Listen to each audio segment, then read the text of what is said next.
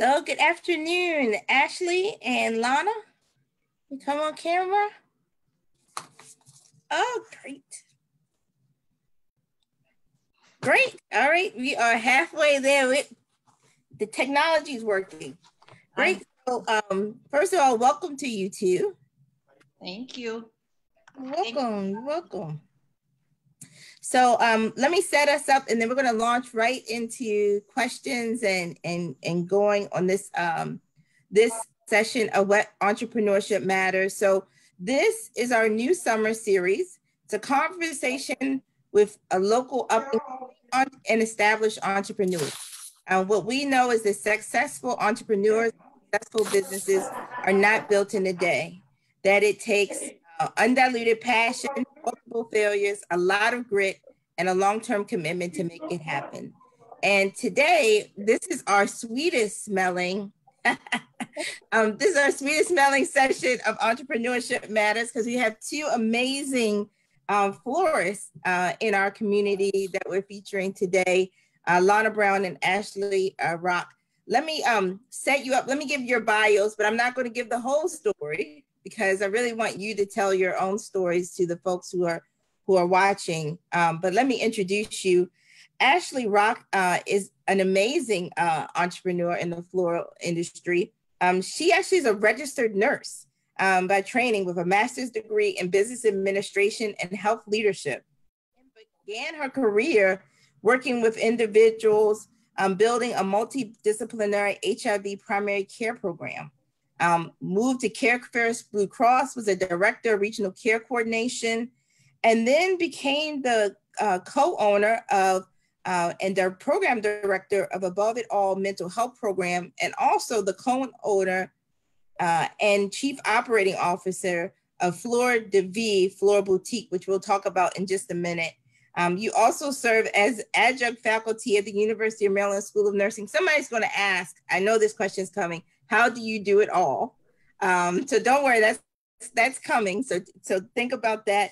But Fleur de Vie, or as some people say it, Fleur de Ave, was established in 2018 and is a floral shop in West Baltimore City. And as you will see throughout this show, both Lana and Ashley are working. They have work businesses that need you to get your flowers from them and support them. So you will see people coming in the background. That's just a part of being an entrepreneur. So we're not going to let that stop us.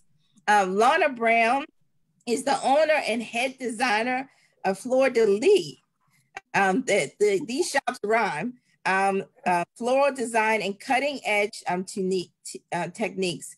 She started working in Fleur de Lis in 2011 when the studio was owned by a previous owner, and then she later inherited the business in 2015. I know we'll get a lot of questions about that succession and acquiring businesses, Lana. I'm sure we have many people who ask that. And she kept the business to keep the legacy alive. Fleur de Vie has been rooted in downtown Baltimore for over 28 years. It's known as one of the premier custom floral shops in the city and have deep connections in the community that we'll talk about today.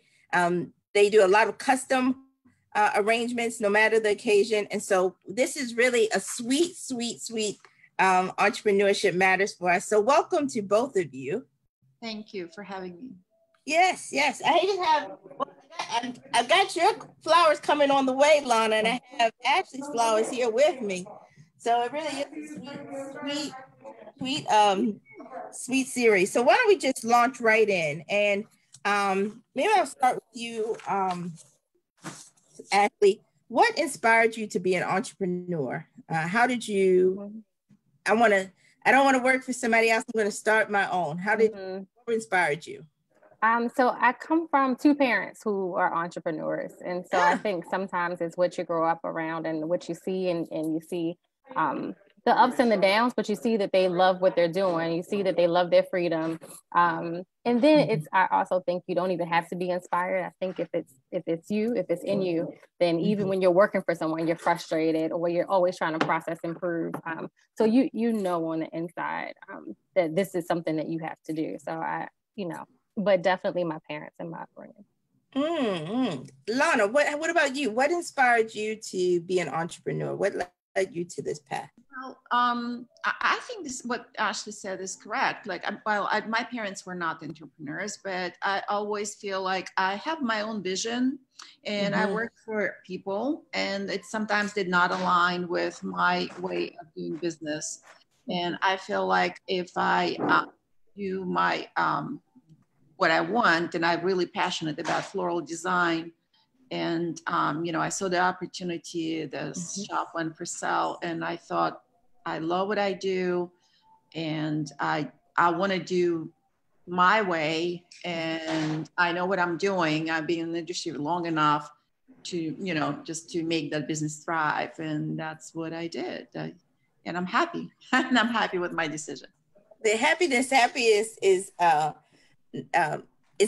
goal all of us have. And so let me take you this, take us through, because there are many people who've asked this question, and I see some of the questions coming in. So if you want, you can put your questions in the chat, as people have been doing. You can also make them on Facebook, so in the chat function, and you can also text, because I know we have folks who just tuned on the phone. You can text your questions to 22333 and type JHUWL. I promise we will get to all the questions that you out there have.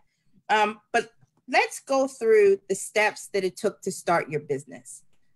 Every week we've had people say, I have an idea. Like you said, Lana, I have a vision. But what concretely did you do to set yourself on a path to starting your business? I'll start with you, Lana, and then go to you, Ashley. Yeah. Well, first of all, I had to come up with the money. So I had to get a loan to pay for the business. And literally I closed the shop on Friday as an employee and a manager, and I opened up on Monday as the owner. So my journey may be different than other people because I was working, but some people do, do the same thing what I did. And really, I continued to do what I did, but I accrued a lot of responsibilities. The first thing I did after I took over the business, I accrued internet orders. So that was my biggest step. And I think it was a good decision. So I signed up for network with other florists, and I signed up that people can, although I did get a website with a business, which was outdated, it was difficult to navigate, it was, the pictures were thumbnails, was really, it was really hard to see what is on a website. And it was not adapted to cell phones and etc. So it was a little bit like a dinosaur I got. So I changed that. That was my first move. Second, I made a facelift. So I did a little bit of a spruce up of the business. Third, I made sure I joined local community organizations as NACE. I put an advertisement on the Wedding Wire. I put in, which Fleur already was on Wedding Wire and not, but it was just not very active. So I spruced up that, and I advertised. I participate in all Baltimore wedding shows. We do have a lot of wedding works, weddings and event corporate events. So I would say we do 60 to 70 weddings a year.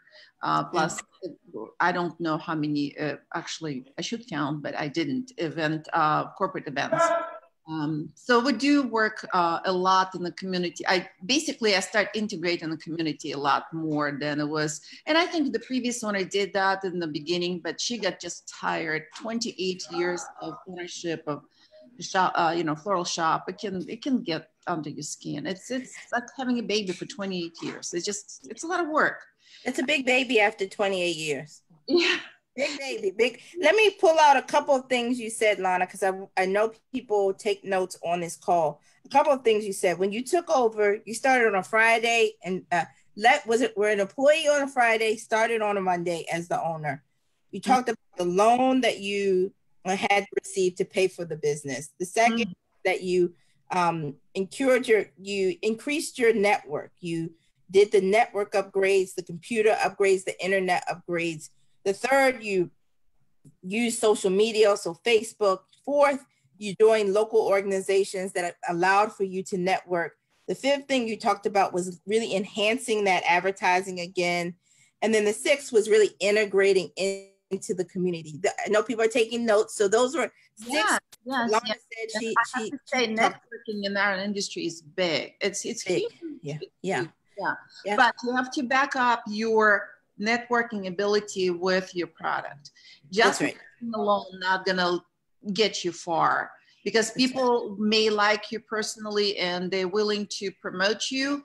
However, if you don't produce a good product, it's useless. Yeah, I want you to hold that, because we're going to come back to that. That's been a recurring theme throughout these Entrepreneurship Matters, the real focus on the product. But that's a really good point, and I want to lift that up and go deep into that. Ashley, how did you, like step by step, how did Florida V? And I know when I first said it, I said Florida Ave. So Florida Ave is fine. Actually, we knew that would be a twist on the name. So it's on North Avenue, and so that was we knew that was going to be the a second name, so that's fine. But the Florida V came about by so again, my husband's father. My husband and his father own a funeral home, and his father knew that this business, which was a florist before, was going out of business, and so actually went up for city auction. So he told his son, who's my husband, to go to the auction. So he went to the auction, and he didn't have any skin in the game. Like, I don't think he really cared, but he went along. And then he said it started getting competitive. So then his competitive juices just took over, and he spent way more than what he planned to go there to spend, because he just got into the auction field. And so he said it was everything. It looks like an auction on TV. He started having fun. And then on top of that, he said the people that he was bidding against were people that were going to start liquor stores or more corner stores or fried chicken stores, which we have enough of in our community. And so it was kind of double-sided, like, hey, we don't want to see this florist that's been here for years serving our community turn into another liquor store. And that's how we became, that's how we started. So we also thought that we could use the space that was here for a while before doing renovations. And so again, like I heard his dad say, I thought we were just going to change the sign in the window and start selling flowers, but it turned into a 2-year renovation project. So we completely gutted the building, completely different look, added a mezzanine level. And so we had to move to a temporary space, which was the first funeral home on a row house in West Baltimore, not that far. And we converted an office into a cooler with air conditioning. So it was really humble beginnings. We hired a consultant because none of us knew anything about flowers. So we hired an established consultant and we started selling flowers. The networking came a little easier for us with the funeral homes because of the established relationships. And of course we had 2 funeral homes that we were tied to. So that part, the business from that came really easy. But like she said, then you have to start an Instagram, then you have to start marketing, and then you have to, you have to get out and make your presence known and back the product up, back your word up with a good product. And so I'm proud to see where we've come from. So it wasn't easy. I think we're in a good space now. We've been here since March. We moved right before COVID or during COVID. And so we thought it was going to be quiet, but it's been 3 times as busier than it's ever been. So wow. Both of you, I want to lift up a couple of things that you said. One, you purchased the business, not the way Lana purchased it, but you did it at auction. You were bidding on. The second is you got into the business and then realized you wanted to renovate, and that was going to take considerable time for you to do, which was about 2 years. You hired a consultant, and I know we're going to dig deep in that. Many entrepreneurs on here have talked about consultants that they've hired to help them in their business. And then you talked about the networking, but this product, making sure you have a great product. So I want to dig deep on that. subject, because you're in a business. We've had entrepreneurs on that are in similar fields, not the same, but with a perishable product, right? There's a life for the product. There's also an art to the product. So you are in the art business, in my mind. And so how do you ensure that your product, so what product development process have you gone through? Can you talk about that, Lana? Like you talked about like good product, you get what you want. You have to have a great product. Can you talk about in your industry, what does that mean? How do you? Yeah. Well, I just want to say that Ashley said she renovated. I moved the business from the old location. So oh, you did? Okay. Because I felt like it was, well, a few changes. The street changed, the traffic pattern. I didn't have parking. Now I do. And so I moved to a different location and then renovated. A year and a half ago, we moved to this location, which I renovate this space. It was completely, it just was an empty box, like, you know, the white walls. And so I did all of that. So it was. We call it in real estate, we call it a warm lit shell. Yes, exactly. So, and I'm very happy with my move. And the product is, I bought a new cooler, which I had a cooler, which was a little bit older, was working fine, but we found out to move a cooler to a new location, it would be pretty much the same if I would buy brand new. So, and I bought a cooler, which is larger. So the flowers has to be, I buy top quality product. I don't look for the cheapest product. I buy the top of the line and I stand by it because the quality is really good, lasts long, and I know what I'm working with. Mm-hmm. I work with several wholesalers. I also work with farmers, local farmers. And I love local farmers product because they literally cut in the morning, early morning, and they're here at 10, 11 a.m. bringing their product. There's a kinks about it that you can't really, they can't guarantee. So they know, they project that so many bunches they can produce. However, there's always the weather is involved. There's, you know, a spell of heat or rain or whatever. So it's sometimes it's a little bit, but I love to have fresh product, locally grown, that also makes me feel good because I am supporting local growers that I know them by name, and I know they're 5 o'clock in the morning, they're in the field. So anyway, that is very rewarding feel to work with that product. And it's always quality. The wholesalers, they provide very good. I established very good relationship with my sales reps, and they know what I'm expecting from them. And, you know, they always, and my sales, it's always nice to have somebody who have you back. So my salesperson, she never will say just to hear, she's not a yes woman. So she will say, this product is not good quality, don't buy it. So I always upfront with my customers what I can and I can do. I think it's honesty will get you, you know, a long way. So excellent. You talked about a couple. Yeah, you talked about a couple things. I mean, one, it's comforting and like affirming to hear about the local spin, because you realize the business that you have, the impact it has is because of you buying locally. And exactly. Then I mean, we promote buy local from local florists, but why not to buy from local growers? And besides, COVID actually, at one point, all wholesalers were closed. They closed down.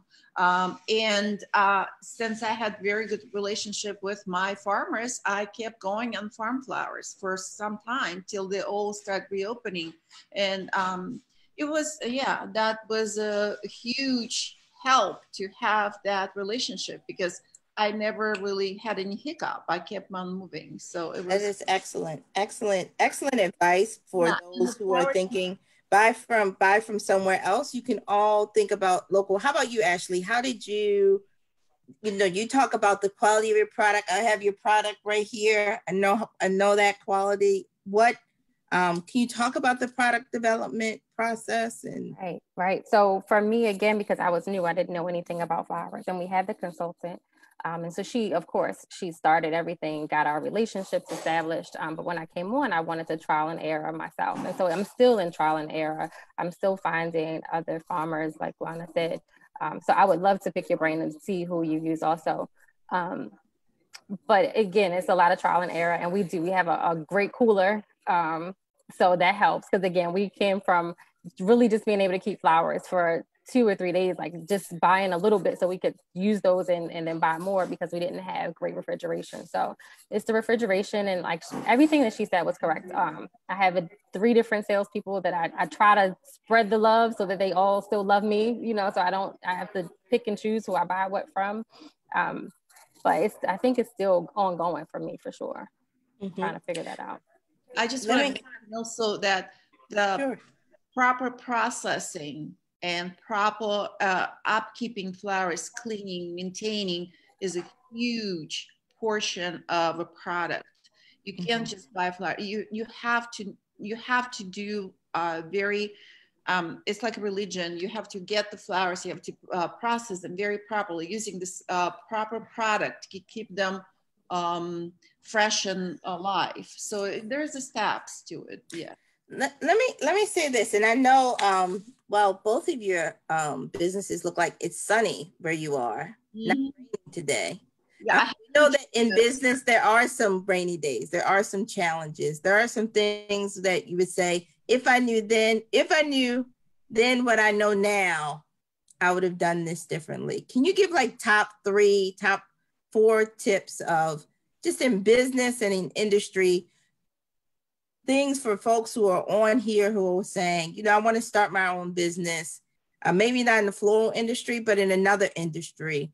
Some of the lessons cross industry. What would be 2 or 3 or 4 things that you would say are tips for folks who are thinking about launching into entrepreneurship? What would you say, Ashley? So the first one I thought of is that, and I know Lana knows this well, like you got to be careful who you trust.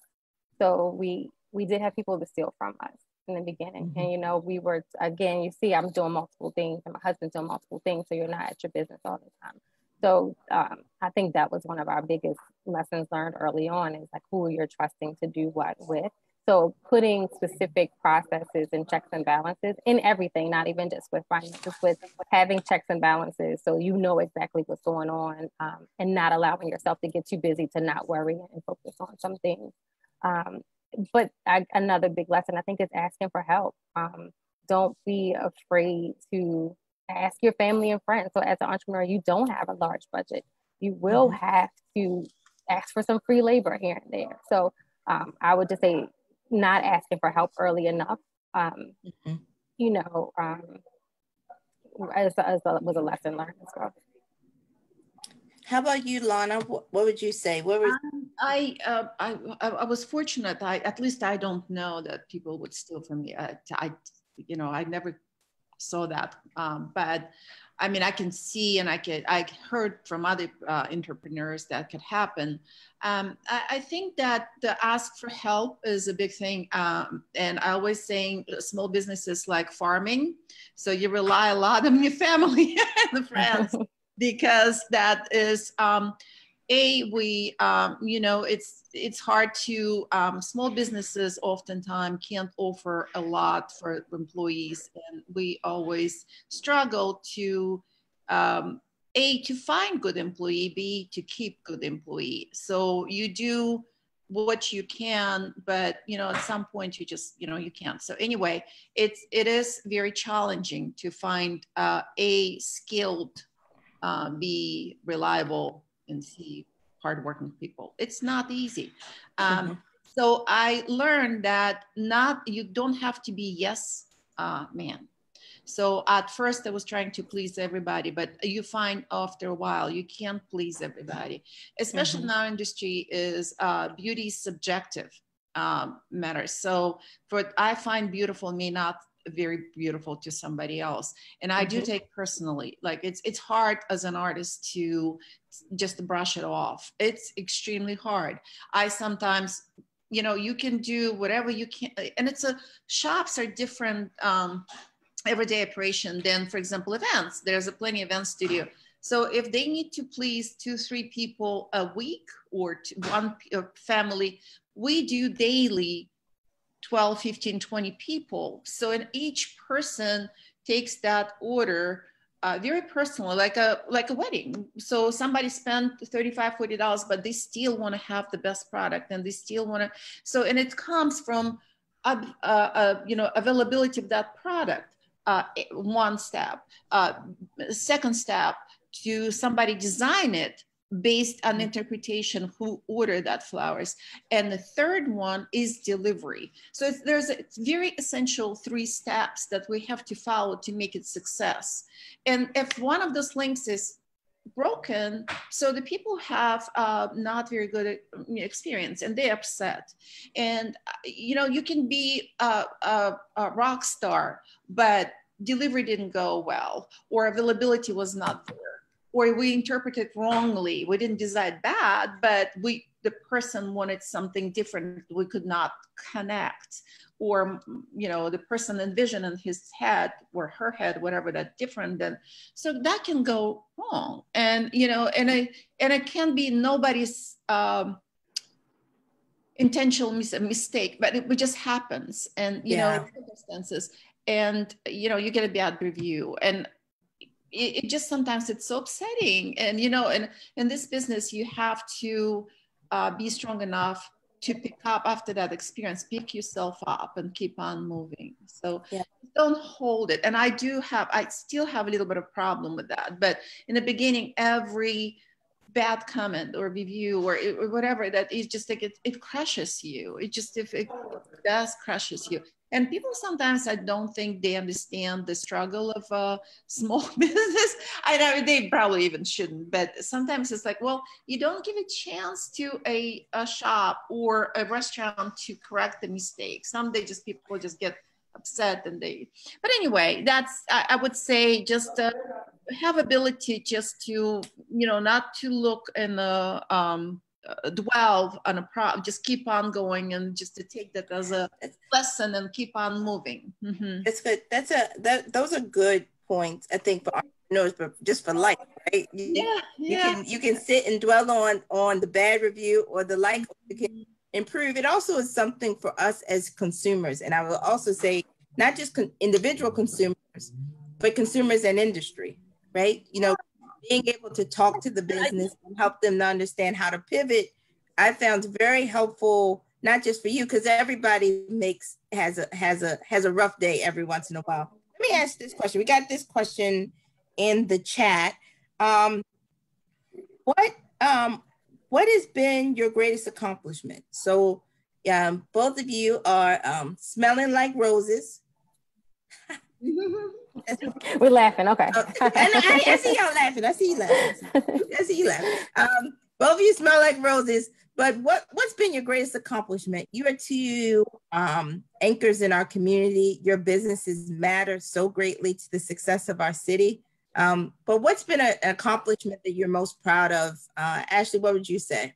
It still brings, I had to think about this long, but it brings tears to my eyes. So my father had his best friend was incarcerated for over 30 years. And he came home, and I was able to give him a job. And not only did he work here for us, now he's actually working at the funeral home, but I mean, it gave him so much pride. So I feel like now I see him, he has a brand new car, and he's just thriving. And I know it was because of the foundation that we gave him initially. So I think being able to help people who need work, whether it's cleaning or whatever, is always what I feel most accomplished about. I think our spaces are beautiful. I think our flowers are great. We've learned a lot in a little bit of time, but I'm a people person. I guess that's why I'm a nurse. Like, I still get my people feels and my accomplishments feel accomplished by what I can do for other people. It's beautiful, beautiful, beautiful. Lana, how about you? What's been your Well, my greatest accomplishment when I took over, I honestly, I was scared. I was so scared. And to see, it's almost been 6 years, 5.5, that not only I kept the business alive and I moved in the beautiful, I renovated the space, which I did it. Like, it's such a good feeling when you accomplish those, those milestones, because, I have a beautiful shop the way I was dreaming about. So, and I had, and we keep thriving, and we actually accrued a lot more fan of the business. And what I like about my shop, people stop by just to sometimes to chat with us. Like, they buy little, or maybe sometimes not, they just come and visit us. So we truly became a little place that people like to come, and they know us by names, we know them by names, and they just come and visit sometimes. They just a nice feeling that we not that much places in downtown, so we're friendly, and we welcoming people, and they like us back. So that is nice feeling. No, it's good. I mean, Ashley has a place that people can stop in on West Baltimore. You have a business that we can stop in downtown. We need small businesses like you thriving. You help to make the city so vibrant and beautiful. Let me ask you this, both of you. What's the long-term vision for your businesses? So you both are head and shoulders above. I mean, you do not want me arranging flowers. I don't. I mean, I can tell you. No, me neither. No, not a good. But what's the vision for your businesses? Lana, you talked about weddings and corporate events.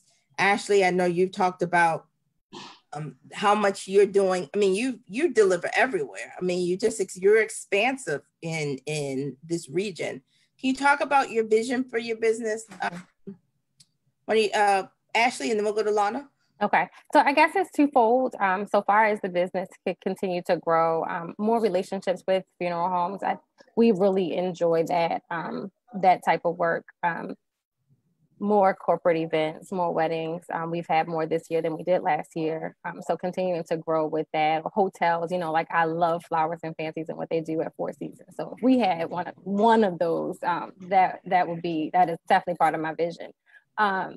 But to maybe have some other satellite shops. So we may not have a big shop like we have here, but have some different things. They were offering spaces at Lexington Market. And then sometimes I see little places. I'm like, oh, it'd be nice to have a floral boutique here, and we maybe make everything here and bring it up for the day. I don't know, but my vision would be to have a few more shops, and then to definitely grow in every aspect of the business.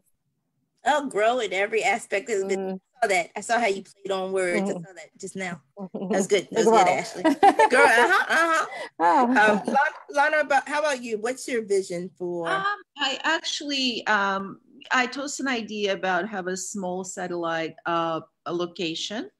Sometimes I feel I would like to do that, but I just and lately I'm thinking that I may open a wedding place where I can have a little bit more on display of wedding, because I have most of my wedding stuff is in storages, so and I have pictures, but it would be nice to come in and you can see what they can rent from me. So right now I don't have ability of doing that here, but anyway, that would be my next step, to have something more geared toward consultation and have more event-related supplies that people can see what they can do. Mm-hmm.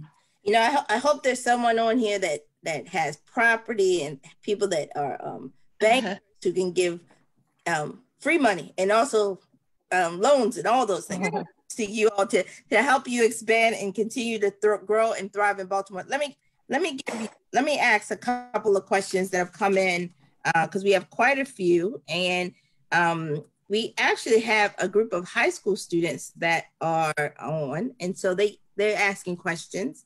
One of their questions was for young entrepreneurs and young Baltimoreans. And I was remiss to say this in the beginning. This whole concept for Entrepreneurship Matters actually was the brainchild of a young person, Camry Moses, who actually sits on our anchor strategy work group at Hopkins, and came up with this idea to have up and coming and established entrepreneurs sort of give their advice and their ideas. So I always love young entrepreneurs.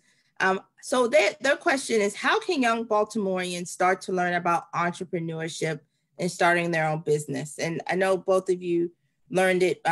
Ashley, you talked about from your parents, Lana, working in the shop, but how could young people who want to embark upon a similar path to yours, where would you point them? What direction would you point them in? I'm almost certain that the mayor's office here in Baltimore has different entrepreneurship programs. I'm not certain how to access them. I don't know how things have changed with COVID, but I definitely was familiar with a program that was sponsored by the mayor's office for entrepreneurship, where they would even allow you to write a business plan. Because I consulted when they would write a business plan, and then you would get feedback for free.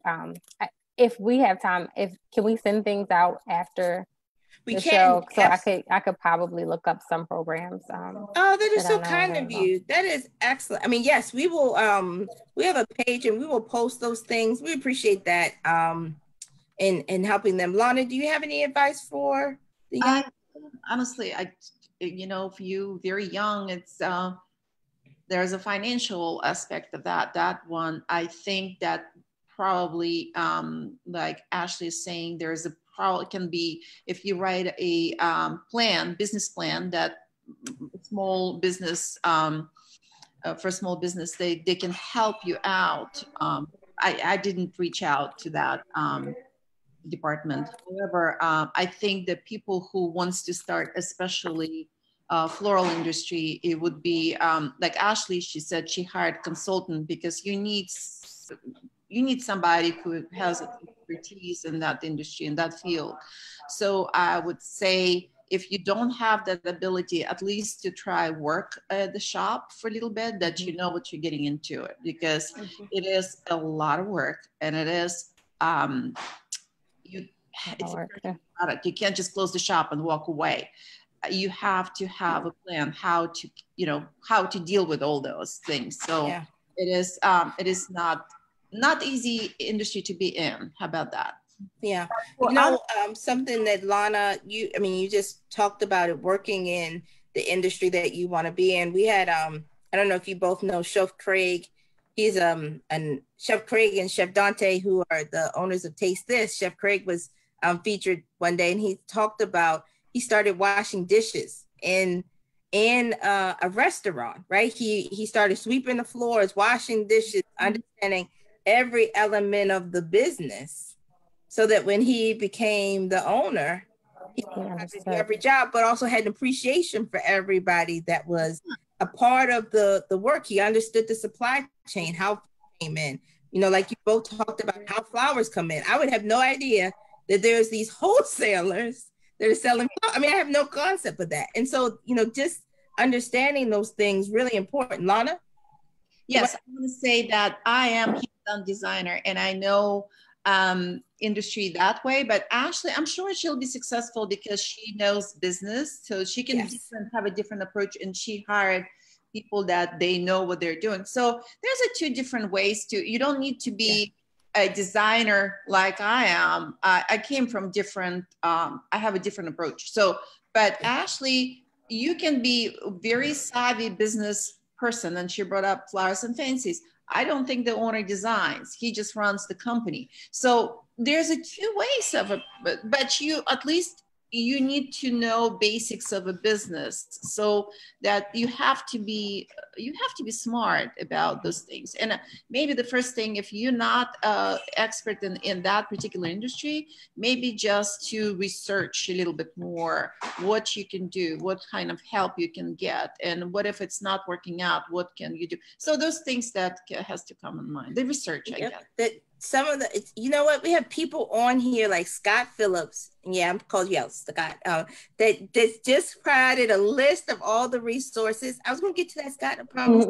The Mayor's Office of Small Minority Women-Owned Business, who's our sponsor of this, have a tremendous amount of resources. Paul Taylor. SCORE is another organization. The Mid-Atlantic MBDA Manufacturing Center, all great resources. And some additional resources from Coppin, Morgan State, Johns Hopkins. So there are tremendous resources. There are clinics that where MBA students want to work with entrepreneurs of all ages, and encourage you to also reach out to the Baltimore City Small Business Resource Center. We have amazing leaders in our community that want to partner and help those businesses. So just thank you, Scott, for that. Appreciate you. Alicia, too, the library. I've seen things being hosted at the library right. too. So looking for those series. Yeah, the Enoch Pratt, amazing partner. Let me ask you this. There's another question that's come in. What was the transition? I think this is to you, Ashley. What was the transition like from working full time to being an entrepreneur? This is for both of you because oh my God, you went from Friday to Monday, which I would recommend people take a vacation between starting as an employee and then as an owner. But Ashley, I had to pay back my loan, so I didn't have time. I know. So Ashley, how did you go from full time to a business owner? And then Lana, can you talk about that as well? Ashley, what? You work more, but I already owned a business. My mental health business was there. So actually, when I was laid off, I got laid off from Care First. I was like, more time. It was a blessing. They gave us a severance package. So then I had a cushion and I had time to develop and work my own business. But you work more. And I think that's the biggest transition is you work. How about you, Lana? What would you say was the transition from? I work more. I worked a lot because I managed the shop and I designed and, I was doing a lot then. But when I took shop over, I worked more. You do work more. You never stop. I have to say, my vacations, I allow myself to take 1 week vacation of the year. That's it. And it's still sometimes, I still sometimes come back a little bit earlier from my vacation and do wedding that week. Last year, thank you to Iris. She did a phenomenal job. She's my manager, and she actually tries to kick me out from the shop more often. But I have to say, I take a day or two off and I feel like it's an avalanche coming toward me. Like I guess I have anxiety level that I feel like if I chip a little bit at the time, I'm better off. But you know what, Iris, just think that I'm a little bit crazy, so I need to get out of here more. But I do work every day, and I work 6 days a week. So that is, sometimes I allow myself a few times to take a day off. So I work 5 days a week, but I work good 8. I never work less than 8 hours. So I work always 8, 9, 10, sometimes 12 hours, whatever. And so you do those things because it's literally small business. Curse and blessings you a lot. You're very hands-on, and you're, but you work a lot. That's. Yeah. I mean, I think that surprises a lot of people. Entrepreneurship. It's not a 9 to 5. It's more like a 5 to 9, right? So, sort of business. Let me, okay, I'll give you a comment because this is always a good boost. Somebody texted in, this is a beautiful forum with 2 beautiful entrepreneurs. Oh, thank you. Getting love out there from the community. Let me ask you this, and this has come up quite a bit in the questions that we're receiving. How can people help you? How can people support you? So before you answer that, I'm gonna give you a little minute. I'm gonna set you up, help you think expansively about this question. Imagine, this is how I always imagine. Imagine Jeff Bezos and Oprah are listening. Imagine that Alicia Wilson on the other end of the spectrum is listening. She wants to buy, could do things, the ordinary resident like me. there's businesses, corporations, there's government. How can we help support businesses like yours? How can we support entrepreneurship within our city and helping it to thrive? Can you both talk about that, Ashley and Lana? Well, every post, every product that you buy, and then you post a picture of it, every Google review, like every small thing helps. Even negative feedback helps. So if you buy something from us, don't just, say, oh, I didn't like it. Give us the feedback so that me and my team can grow. If it was a Jeff Bezos, I would first ask for more vans. To keep your product, you need to have nice, cool vans to transport it. So I would want more vans. Of course, again, more spaces, more business, but people can help by making purchases. Again, giving positive and even negative feedback is the most tangible thing, I think. Mm-hmm. How about you, Lana? What would you say? Well, to the city, I would love to see more parking available because we don't have much. I'm in the, it's really hard to park and it's really hard to deliver. And sometimes people don't understand how difficult to deliver in a city. And we get tickets like everybody else if you park for a minute or two. I don't know how to get around that, but parking is really difficult. So I would love to get some kind of a break if you if you city entrepreneur to get at least parking break, because I have to pay monthly and I don't get any break. So I'm paying in the garage, and I would love to get some kind of a incentive that at least for people who own the business to have a break. So, and that would be helpful. And I would like to, and I don't know, I guess it's more of an internet problem. I wish that they would not allow to businesses, people basically put their addresses of the business in the city, and they're order gathering, their companies can be overseas. They just gather orders and they pretend to be a local florist, and they're not. Like FTD, 1-800-Flowers, still a Flora.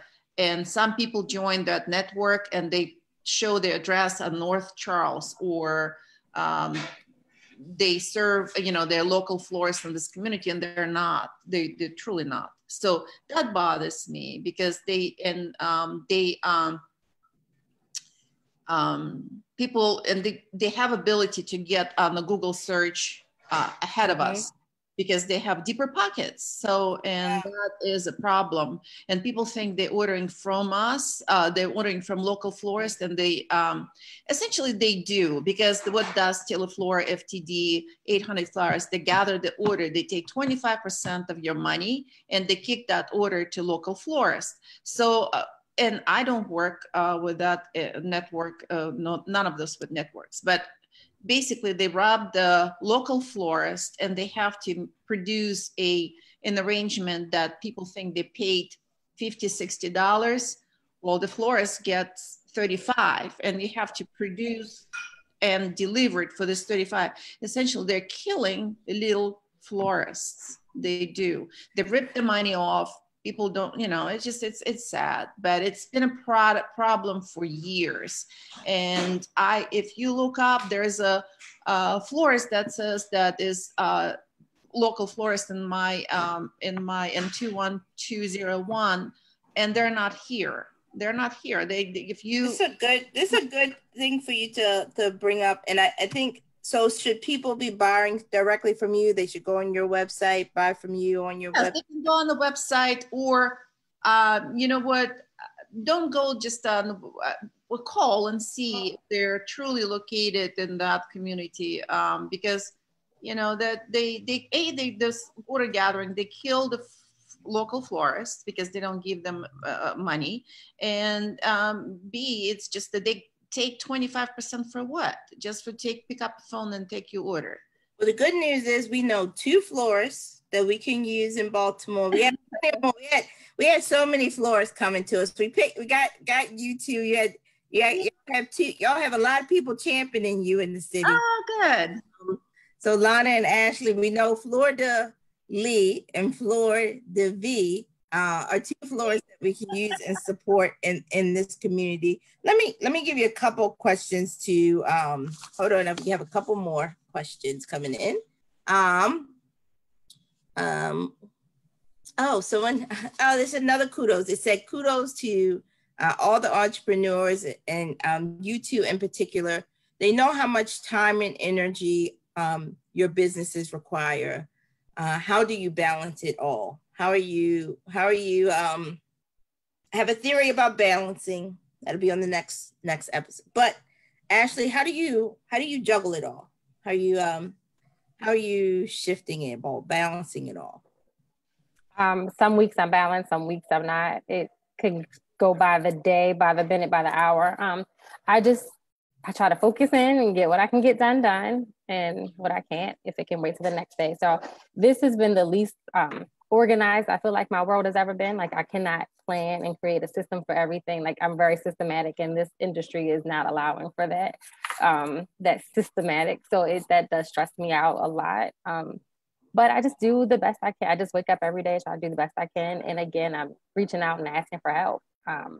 And I know I'm happy, so that helps. So even when you work a lot, if you're enjoying it or you're enjoying what you're working towards, it helps balance you, even if you're not balancing yourself. Yeah, absolutely.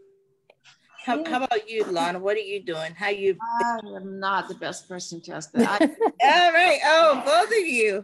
I have really hard time to balance my life. It's really difficult. And I have to say, I'm glad my kids are grown, because I have a third baby, and it's really tough. And I have to, and maybe just me and other people can do better than I wish I can. And I'm actually trying to, on Sunday, I'm trying not to look on my emails. I'm trying to just focus one day of sanity.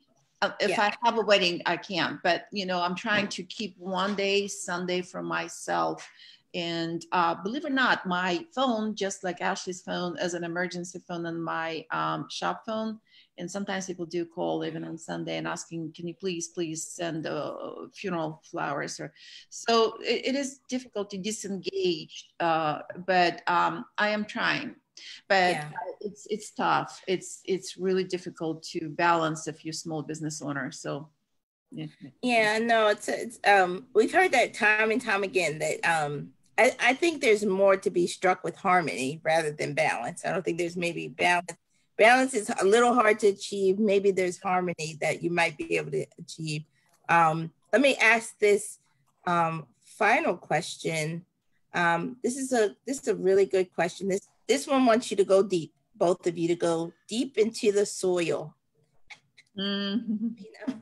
Okay, maybe I'm just finding these in the soil. Look, I'm not fast enough. Maybe I'm just cracking up at them, but okay. So, how do you stay motivated as an entrepreneur, especially on rainy days?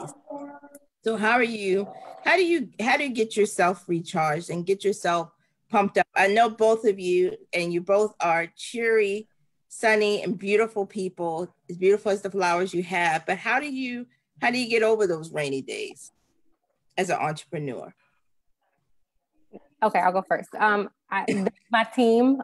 So fortunately, everybody doesn't have a rainy day the same day. So you have good people around you, and hope to be able to pull on their energy. Sometimes you do take a break and you need to just unplug and get your nails done, get your hair done. Those things work for me.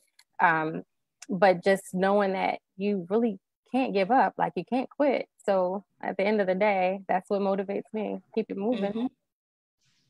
How about you, Lana? Well, same here. I don't have, I can't fall. So I have to keep on moving. But also I get excited about projects. I get,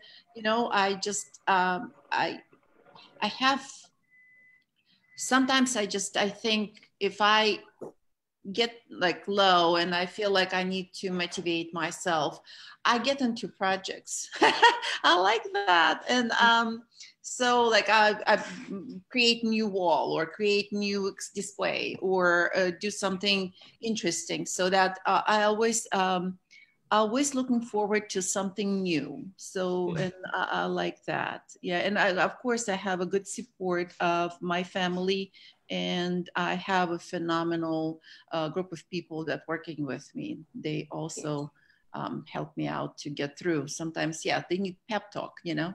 Like everybody needs a pep talk. Everybody needs a pep talk. I got you. So that feels good, you know, that somebody got you. Yes, yes. I have to say, in both of you, I've seen how you work. You're great contributors to our community. You not only beautify the people who you deliver to, but I see you hiring locally, using local other businesses in your supply chain.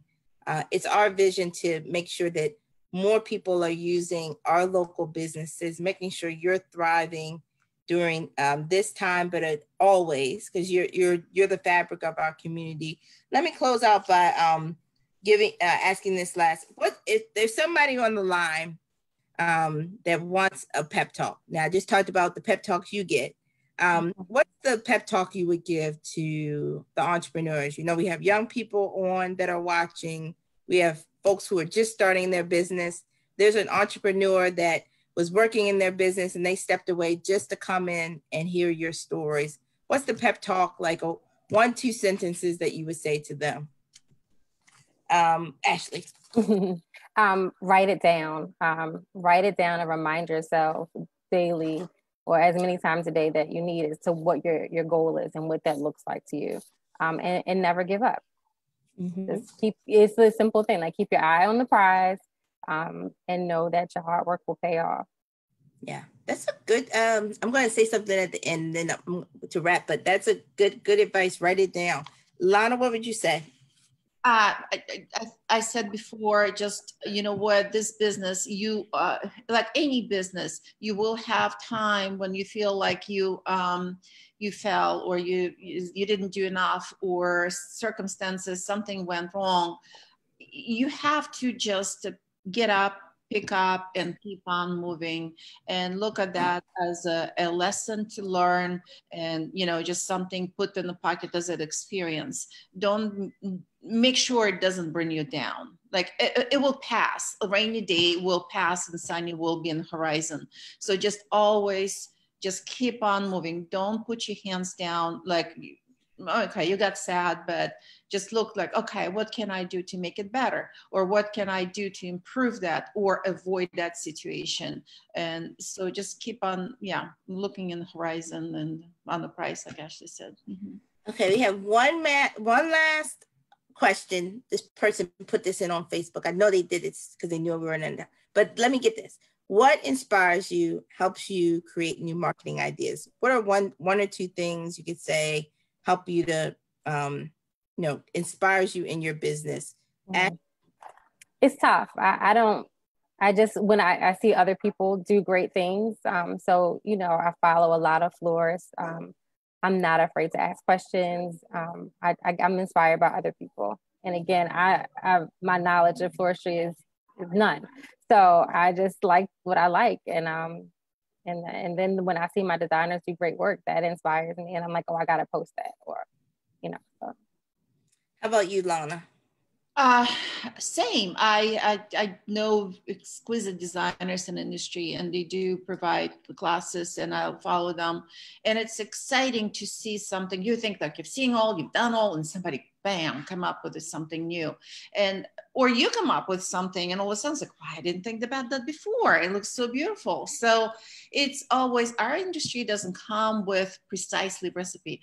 So you kind of create as you go. And sometimes things that under pressure come out so beautifully and they're just something that, oh my gosh, I need to share that with the world. But I believe in education. So I believe in education. People think that I work for people that say you can't teach a dog a new trick. No, you can. Floral industry, like a fashion industry, it's always marching ahead. You can't stop learning. You always have to move with time. And that is a key for any design industry. Yeah. Excellent. Excellent. Both of you, simply beautiful, sweet smelling. Entrepreneurship Matters. We appreciate both you, Ashley and Lana. We wish you all the best in your businesses. Don't worry. We are going to put this on YouTube. We'll have it on our website. We also give you both the contacts for Lana and Ashley. Ashley, rattle them off: your website, your Facebook, Instagram. Tell everybody how to get in contact with you. So website is easy. It's Fleurs Dave. So FLEURSDAVE, like the man's name. So Fleurs Dave. Same thing for Facebook and Instagram. Fleurs Dave. If you can do Fleurs Dave, then all right. And then Fleur de Vie, Lana. My website is a little bit longer. Name is FloralDesign.com. And you can order flowers if you want, right? Go on the website, or you can call if you feel like you need to ask questions. My Facebook, or our Facebook, is Fleur Florist, and Instagram is Fleur Baltimore. So you can check us on Fleur Baltimore as well. Excellent, excellent. I'm sure people will be getting those products and following you on Facebook, Instagram, Twitter. Next week, you'll enjoy this. Next week, same day, Thursday at 1 o'clock, this Entrepreneurship Matters. This is all about transportation.